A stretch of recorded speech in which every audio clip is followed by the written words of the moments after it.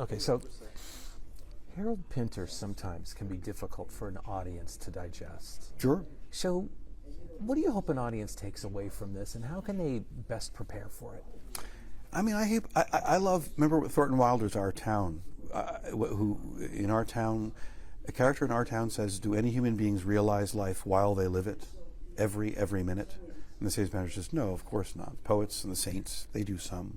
Anyway, to me, that's always been my, no matter what you see, I think that should be the goal, is that you go home and maybe realize your life a little more. Maybe you look in and smell your daughter's hair in her, when you would have just just looked in the kids, just realize your life and what you've got and how precious it is.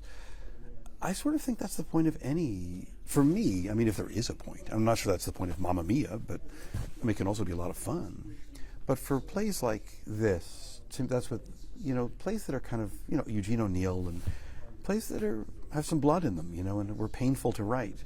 To me, that's the point. You go home and think of your life a little differently than you did before. But it's also not my place to say anyone needs that. I just think if they happen to see this, that's what I hope happens.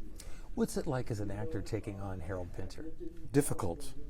He's, the play's 90 minutes long. It's 9 scenes. It's like, I've done plays that are 4 hours. I'm home by 9:30. It's crazy. But this play is, every word, every silence, every ellipse is important.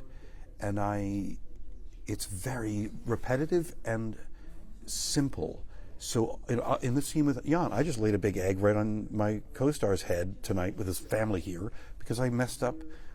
In one scene I say, how is Venice? And then 3 pages later I say, so how was it anyway, Venice? And then another page I say, so how was it?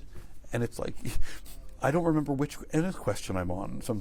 It's just, the writing is very deceptively simple. And it actually makes it really hard to memorize. And if you fall off the tracks, almost impossible to get back on. Because I can't describe it. It's very difficult to do for me.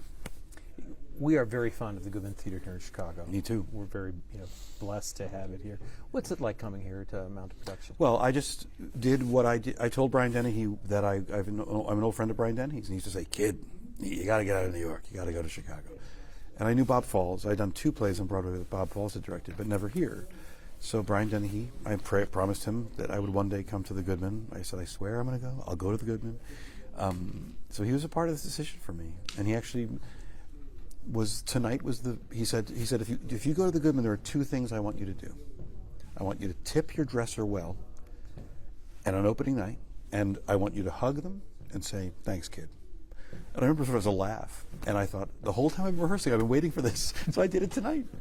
Angela, my dresser, I was like, these are the words of a dead man. I have 2 things I've sworn to do, and I gave her this card with money in it, and I hugged her and said, thanks, kid. So I came through on the promise I gave Brian Dennehy about 10 years ago. Oh, what a lovely memory. Yeah, he was a lovely guy. Oh, that's great. Thank you so much. You're welcome. I appreciate it.